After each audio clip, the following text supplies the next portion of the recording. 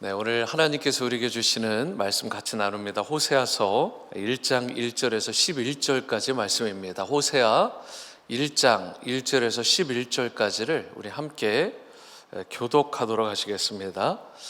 호세아서 1장 1절에서 11절까지 말씀. 네, 제가 먼저 1절을 읽고 11절까지 우리 교독하도록 하시겠습니다. 호세아 1장 1절입니다. 우시아와 요담과 아하스와 히스기야가 이어 유다 왕이 된 시대, 곧 요아스의 아들 여로보암이 이스라엘 왕이 된 시대에 부엘리의 아들 호세아에게 임한 여호와의 말씀이라. 여호와께서 처음 호세아에게 말씀하실 때 여호와께서 호세아에게 이르시되 너는 가서 음란한 여자를 맞이하여 음란한 자식들을 낳으라. 이 나라가 여호와를 떠나 크게 음란함이니라 하시니, 이에 그가 가서 디블라임의 딸 고멜을 맞이하였더니 고멜이 임신하여 아들을 낳음에 여호와께서 호세아에게 이르시되 그의 이름을 이스라엘이라 하라. 조금 후에 내가 이스라엘의 피를 예후의 집에 갚으며 이스라엘 족속의 나라를 패할 것임이니이다. 그날에 내가 이스라엘 골짜기에서 이스라엘의 활을 꺾으리라 하시니라. 고멜이 또 임신하여 딸을 낳음에 여호와께서 호세아에게 이르시되 그의 이름을 로루아마라 하라. 내가 다시는 이스라엘 족속을 긍휼히 여겨서 용서하지 않을 것임이니라. 그러나 내가 유다 족속을 긍휼히 여겨 그들의 하나님 여호와로 구원하겠고 활과 칼이나 전쟁이나 말과 마병으로 구원하지 아니하리라 하시니라. 고멜이 로루아마를 젖된 후에 또 임신하여 아들을 낳음에 여호와께서 이르시되 그의 이름을 노암미라 하라. 너희는 내 백성이 아니요 나는 너희 하나님이 되지 아니할 것임이니라. 그러나 이스라엘 가손의 수가 바닷가의 모래같이 되어서 헤아릴 수도 없고 셀 수도 없을 것이며 전에 그들에게 이르기를 너희는 내 백성이 아니라 한 그곳에서 그들에게 이르기를 너희는 살아계신 하나님의 아들이니라 할 것이라. 11절입니다. 이에 유다 자손과 이스라엘 자손이 함께 모여 한 우두머리를 세우고 그 땅에서부터 올라오리니 이스라엘의 날이 클 것임이로라. 아멘. 네, 저를 한번 따라해 보시죠. 하나님의 사랑을 향해 나아가라. 네, 하나님의 사랑을 향해 나아가라 라는 말씀의 제목으로 오늘 하나님 말씀 전하겠습니다. 김병태 목사님이라는 분이 쓴 책 가운데 하나님의 퍼즐이 있습니다. 하나님의 퍼즐. 그 하나님의 퍼즐이라는 책에 전 경북대 총장인 박찬석 총장님, 박찬석 교수님에 대한 이런 스토리가 실려 있습니다. 그분의 입장에서, 이 박찬석 교수님의 입장에서 한번 글을 읽어드릴게요. 나는 꼴찌였다. 나의 고향은 경남 산청의 가난한 동네였는데 아버지는 학업도 못 따라가는 나를 대구로 유학 보내셨다. 대구 중학교에 갔는데 공부하는 게 정말 싫었고 1학년 8반 68명 중에 68등, 결국 꼴찌를 했다. 방학이 되어 고향에 갔는데 성적표를 내밀 자신이 없어서 성적표에서 석차를 1로 고쳐서 아버지에게 보여드렸다. 아버지는 보통 학교도 다니지 못했다. 그래서 1등으로 고친 성적표를 알아차리지 못할 것으로 생각했던 것이다. 이튿날 강에서 멱을 감고 돌아왔는데 아버지가 한 마리뿐인 돼지를 잡아 동네 사람들을 모아놓고 잔치를 하고 있는 게 아닌가. 당시 나의 집은 동네에서도 가장 가난했고 돼지는 재산 목록 1호였다. 이후 나는 달라졌다. 항상 그 일이 머릿속에 맴돌았기 때문이다. 그리고 나는 드디어 대학 교수가 되었다. 내가 45세가 되던 어느 날 부모님 앞에 33년 전의 일을 사과하기 위해 말문을 열었다. 어머니, 저 중학교 1학년 때 1등은요? 라고 말하려고 하는 순간 옆에서 담배를 피우시던 아버지가 말씀하셨다. 알고 있었다. 그만해라. 네 아들 민우가 듣는다. 아버지는 나의 위조한 성적을 다 알고 계셨다. 그런데도 재산 목록 1호인 돼지를 잡아 잔치를 벌이셨다. 박사이고 교수이고 대학 총장인 아들은 아직도 아버지의 깊은 마음을 감히 헤아릴 수가 없다. 아들의 나쁜 행동을 다 알고 있으면서도 그 어느 땐가 새로운 인생의 출발을 기다리며 슬그머니 눈을 감아줄 줄 아시던 아버지. 한때의 실패와 실수를 인생의 전환점으로 활용하도록 만들어주신 아버지의 사랑이 내 가슴을 찡하게 한다. 오늘 우리가 나눌 이 호세아서는 이와 같은 가슴 찡한 하나님 아버지의 여러분과 저를, 나를 향한 사랑의 스토리입니다. 이 세상에서 가장 소중한 것이 사랑이고요. 사랑만큼 숭고하고 아름다운 것이 없습니다.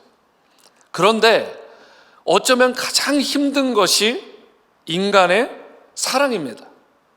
왜냐하면 인간의 사랑이라는 것이 너무나 쉽게 변하기도 하고 너무 쉽게 식어버리는 경향이 있기 때문에 그렇습니다. 그렇지만 성경에서 말하는 하나님의 사랑은 다릅니다. 요한일서 4장 8절 하반절에 성경은 이렇게 말씀합니다. 하나님은 사랑이심이라. 이 말씀의 뜻은 하나님은 사랑에 관련된 분 또는 사랑에 관한 분이다 또는 사랑에 관련된 길을 제시하시는 분이다 라는 의미가 아닙니다. 하나님은 본질적으로 사랑 그 자체라는 뜻입니다. 그래서 하나님은 영원히 변하지 않는 사랑을 가지신 분이십니다. God is love. 하나님은 사랑이시라. 하나님은 그래서 사랑을 행하실 때 늘 신실하세요. 세월이 아무리 흘러도 환경과 상황과 조건과 시대가 계속 바뀌어도 영원히 바뀌지 않는 것이 있는데 바로 그 사랑이 하나님 아버지의 사랑이십니다. 그리고 우리가 이 하나님의 사랑을 제대로 알고 믿음으로 받아들여야 우리 인생이 변화되고 하나님이 준비하신 모든 복들을 풍성히 받아 누리게 되는 것입니다. 그러므로 하나님의 사랑의 본질이 무엇인지, 우리가 어떻게 할 때 하나님의 사랑을 향해 달려나갈 수 있는지를 정확하게 알고 깨닫는 것이 필요한데요. 오늘 말씀을 통해서 우리가 하나님의 사랑을 향해 나아가기만 하면 어떠한 회복의 은혜를 누리게 되는지, 이 부분을 오늘 주신 말씀을 통해 함께 나누고자 합니다. 첫 번째로 우리가 하나님의 사랑을 향해 나아가게 되면 먼저 회복되는 게 있어요. 그것은 사랑의 언약이 회복되는 것입니다. 하나님과 우리 사이에, 하나님과 나 사이에 맺은 그 사랑의 언약이 회복이 되는 것입니다. 1절에 보시면 우시아와 요담과 아하스와 히스기야가 이어 유다 왕이 된 시대, 곧 요아스의 아들 여로보암이 이스라엘 왕이 된 시대에 부에리의 아들 호세아에게 임한 여호와의 말씀이라고 기록되어 있습니다. 여기에 보시면 호세아에게 임한 여호와의 말씀이라는 부분으로 볼 때 분명히 호세아서의 저자는 호세아죠. 그리고 그는 부에리의 아들임을 우리가 알 수 있습니다. 호세아 선지자는 북이스라엘과 남유다 사이에서 특별히 북쪽 이스라엘, 북이스라엘을 향해서 하나님의 말씀을 대언했던 선지자인데, 그 중에서도 그렇게 북이스라엘을 향해서 말씀을 선언하시는 중에도 종종 남유다를 향해서도 메시지를 선포했던 선지자입니다. 호세아서는 자기 백성을 향한 하나님의 그 애달픈, 애끓는 사랑, 그리고 그 언약에 신실하신 하나님께서 저들을, 이스라엘을, 하나님의 백성을 회복시키실 것이다라는 메시지를 담고 있는 내용이에요. 그래서 호세아와 음란한 아내 고멜이, 여러분, 이 둘 사이가 하나님과 음란한 이스라엘 살이를 비교하면서 그 관계를 상징적으로 보여주는 거예요. 그래서 호세아와 음란한 아내 고멜이 결혼을 하게 되죠. 언약 관계를 체결을 하게 됩니다. 그리고 그 둘 사이에서 3명의 자녀가 태어나죠. 첫째 이름이 뭐예요? 하나님이 흩뿌리신다 라는 뜻의 이스르엘이라는 이름입니다. 둘째는 긍휼히 여김을 받지 못하는 자라는 뜻의, 앞에다가 로자를 붙이면 아니다 라는 뜻인데 로루하마 이렇게 되는 것입니다. 그리고 셋째는 내 백성이 아니다, 로암미, 나의 백성이 아니다, 그래서 로암미가 되는 것입니다. 그리고 이 세 자녀의 이름과 배경이 오늘 본문 2절부터 9절까지 실려 있어요. 그래서 그걸 요약한 것이 방금 전에 제가 압축한 내용이기도 합니다. 그리고서 이어지는 메시지가 말씀 구절이 10절인데요 10절 말씀은 다 함께 읽어보겠습니다. 시작. 그러나 이스라엘 자손의 수가 바닷가에 모래같이 되어서 헤아릴 수도 없고 셀 수도 없을 것이며, 이 말씀은 예전에 하나님과 아브라함 사이에 맺었던 언약의 내용이에요. 하나님께서 아브라함에게 언약을 맺으면서 주셨던 메시지라는 뜻입니다. 그런데 호세아서 1장 9절까지, 방금 전까지 새 자녀에 대한 안 좋은 메시지, 하나님이 심판하실 거라는 엄청난 심판의 선언 메시지가 있은 이후에, 그 메시지가 선포된 후에 바로 그러나라는 말과 함께 10절이 시작돼요. 그러면 여러분, 그러나라는 말은 앞과 뒤 중에 어디가 더 중요한 거예요? 뒤가 더 중요한 것입니다. 우리가 큐티를 하든 무슨 공부를 하든 하여튼 제일 중요한 건 그러나 부분이 진짜 메시지예요. 대부분이 그렇죠. 그래서 지금 하나님께서 하시는 메시지는 내가 이렇게 이스라엘을 치고 심판하고 징계하지만 그러나 이렇게 되는 것입니다. 그러면 하나님의 아버지의 이스라엘을 향한, 저들을 향한, 우리를 향한 그 본심, 그 마음의 본질은 뭐예요? 사랑인 것입니다. 본질적으로 하나님은 심판이 아니라 이스라엘 백성, 하나님의 백성을 향한 사랑의 마음이 있는 거예요. 그래서 10절 상반절 말씀을 다시 한번 보시면 그러나라고 시작되면서 이스라엘 자손의 수가 바닷가에 모래같이 되어서 헤아릴 수도 없고 셀 수도 없을 것이라는 놀라운 회복의 말씀을 하는 거예요. 회복의 말씀. 창세기 12장과 15장에 보면 하나님께서 이미 오래전에 아브라함과 맺었던 이 언약을 체결하셨잖아요.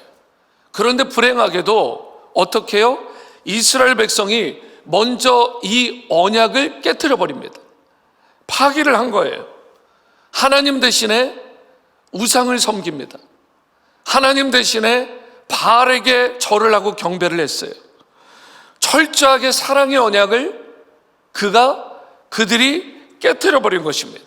그럼에도 불구하고 하나님은 그 옛날 아브라함과 맺으셨던 그 언약, 그 첫 언약을 계속 마음에 품고 계셨던 거예요. 한 번도 하나님의 마음 가운데서 그 언약을 지워버리신 적이 없습니다. 그 언약을 가슴에 애달파하시면서 품으시고 기억하시고 또 되뇌이시고. 여러분, 이게 뭘 의미하는 거예요? 하나님의 사랑의 신실하심을 보여주는 거 아닙니까? 저들은 이미 하나님을 버린 지 오래인데 하나님은 저들을 향해 계속해서 사랑의 마음으로 다가서신 거예요. 사람들은 어때요? 일반적으로 누군가가 자신을 배신하면, 쉽게 얘기하면 누군가가 내 뒤에 칼을 꽂으면, 등에 칼을 꽂으면 네가 감히 나를 배반해? 네가 나를 감히 잊어버려? 내가 너를 어떻게 대했는데, 그래? 나도 너를 잊어버릴 거야. 나도 너를 내 삶에서 지워버릴 거야. 이런 식으로 심하게 나가면서 보복하려고 하잖아요. 얼마나 끔찍한 보복이 자행됩니까? 그런데 만약 하나님께서 인간의 이런 모습을 보이셨다면 이스라엘이 어떻게 됐을까요? 이 땅에서 지워지고도, 훨씬 이전에 지워지고도 남았을 거예요. 더 이상 이 땅에 존재하지 못했을 것입니다. 하나님은 너희가 비록 나를 떠났지만, 나와의 언약을 너희가 일방적으로 파기했지만, 나는 너와 맺었던 그 첫 언약, 그 카버넌트, 그 엄청난 사랑의 약속을 내가 잊지 않다. 내가 결코 지울 수 없다. 그리고 아브라함과 맺었던 그 언약을, 반드시 그 첫 언약을 다시 회복시키겠다라고, 그 언약을 이루시겠다라고 말씀을 하신 것입니다. 그리고 궁극적으로 하나님은 말씀만 한 것이 아니라 그 언약을 성취하셨어요. 행동으로 보여주셨습니다. 아브라함과 맺은 언약이 누구를 통해 성취되고 완성됐나요? 신약 성경을 보면 아브라함의 후손으로 오신, 바로 이 땅에 오신 예수 그리스도를 통해 이 언약이 완성된 것입니다. 예수 그리스도의 오심으로 모든 인류가 죄와 저주로부터 해방되었고요, 영적 가나안의 축복을 누리게 되었고요, 성령의 임재와 그 능력을 날마다 누리는 축복, 샬롬의 축복을 살게 된 것입니다. 그렇기 때문에 사랑하는 여러분, 하나님의 이 신실하신 사랑을 전적으로 여러분과 우리도 신뢰하는 그런 역사가 있게 되기를 축복합니다. 믿음으로 결단하시고 그 사랑, 신실하신 사랑, 영원히 변하지 않고 가슴으로 끌어안고 계신 그분의 그 사랑의 품으로 여러분과 제가 이제는 달려가기만 하면 되는 것입니다. 그렇게 하면 구원의 회복이, 그 축복이 임하게 되고, 성령의 은혜와 역사가 임하게 되고, 영원한 소망과 축복이 주어지게 되고, 내세에서뿐만 아니라 이 땅에서도 주님께서 책임져 주시고 달되는 그 은혜를 누리게 되는 것입니다. 이러한 은혜와 축복을 일평생 풍성히 누리는 여러분과 저의 삶이 될 수 있게 되기를 주님의 이름으로 축원합니다. 두 번째로, 하나님의 사랑을 향해 여러분과 제가 나아가면 어떻게 되느냐, 무엇이 회복되느냐? 무너진 사랑이 회복된다라는 거예요. 깨어진 사랑, 무너진 사랑이 있는데 나에게서 그 무너진 사랑이 회복된다라는 것입니다. 10절 하반절 말씀을 보십니다. 전에 그들에게 이르기를 너희는 내 백성이 아니라 한 그 곳에서 그들에게 이르기를 너희는 살아계신 하나님의 아들들이라 할 것이라. 이 말씀에 보시면 내 백성이 아니라 한 곳이라는 말이 나옵니다. 한 번 더 강조드립니다. 내 백성이 아니라 한 그곳. 여러분, 그곳이 어디입니까? 그곳은 바로 쉽게 설명하면 여러분과 제가 실패했던 곳입니다. 우리가 실패했던 바로 그 현장, 우리가 하나님을 멀리하고 버리고 떠났던, 하나님을 거절하고 배신했던 바로 그곳, 바로 그곳에서조차 하나님은 너희들이 나의 백성이 되었다라고 선포하고 계신 거예요. 여러분, 이게 헤아려지십니까? 여러분, 이게 얼마나 크고 놀라운 사랑인지, 우리가 헤아릴 수 없는 사랑, 헤아릴 수 없는 하나님의 배려 아닙니까? 우리는 하나님을 버렸는데, 하나님을 떠나고 거절하고 배신했는데, 하나님은 바로 그곳에서조차 우리를 기다리시며 회복시켜 주신다라는 거예요. 요한복음 18장에 보면 예수님께서 잡히시던 날 밤에 베드로가 예수님을 무려 3번이나 마지막 순간엔 curse, 저주하면서 그렇게 부인하는 죄를 저지르죠. 3년씩이나 따랐던 예수님을 저주하면서까지 부인했던 베드로예요. 그러한 베드로가, 여러분 생각해 보세요. 예수님을 무슨 면목으로 다시 찾아올 수 있겠습니까? 무슨 면목으로 예수님 앞에 나갈 수 있겠어요? 그런데요, 요한복음 마지막 21장에 보면 그렇게 실패하고 그렇게 부끄러워하고 수치에 빠졌던 그 베드로를 그냥 버려두지 않으시고 그 베드로에게 예수님이 친히 찾아오십니다. 여러분, 그때 예수님께서 디베라 바닷가에서 고기를 잡던 그 베드로와 그 어부들을 위해서 무언가를 준비하세요. 그 내용이 요한복음 21장 9절 말씀입니다. 육지에 올라보니 베드로와 제자들이 올라간 것입니다. 올라가 보니 숯불이 있는데 그 위에 생선이 놓였고 떡도 있더라. 누가 이 만찬을 준비하셨어요? 예수님이 준비를 하셨습니다. 예수님은 그 베드로를 위해 그 깨어지고 그 수치와 부끄러움 가운데 어찌할 바를 몰라 하는 베드로를 위해서 숯불을 피우시고 생선과 떡까지 친히 준비해 주신 것입니다. 그런데 여러분, 왜 하필 예수님께서 바로 그 장소, 처음 만나는, 다시 만나는 그 장소, 그 현장에서 숯불을 피우셨을까? 물론 생선을 굽기 위해서 숯불을 피워 놓으신 거겠죠. 하지만 저는 여기에 더 깊은 의미가 있다고 생각을 합니다. 바로 그것은 예수님께서 잡히시던 날 밤에 베드로가 예수님을 부인하던 그 현장은 바로 모닥불이 있고 숯불이 있던 현장이었습니다. 그 부끄러웠던 현장, 자신이 예수님을 부인하고 거부하고 심지어 컬스까지 했던 그 부끄러운 장소, 그 현장에 숯불이 있었어요. 그리고 베드로에게 바로 이 숯불을 통해서 다시 한번 떡과 고기까지 제공해 주시면서 그가 실패했던 바로 그 현장에서 그를 회복시켜 주시는 놀라운 예수님의 크고 위대한 사랑을 보게 되는 것입니다.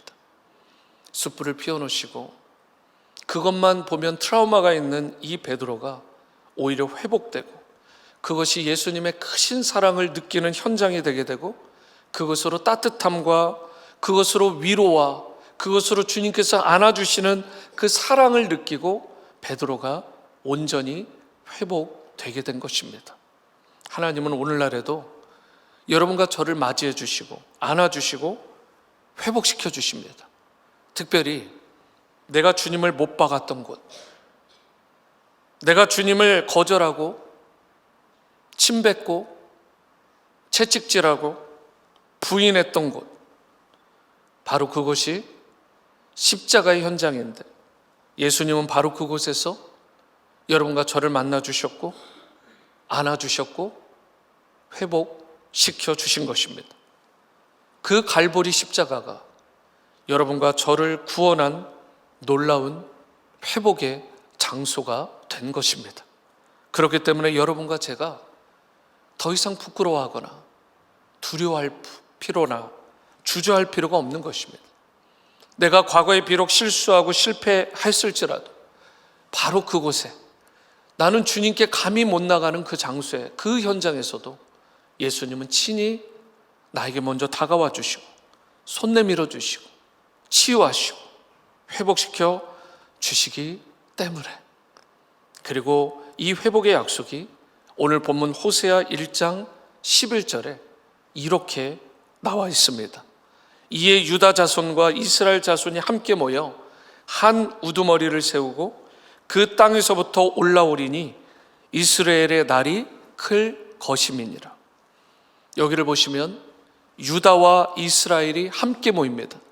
다시 말씀드리지만 호세아는 북이스라엘을 위한 선지자로 지금 메시지를 대언하고 있었다라고 하죠.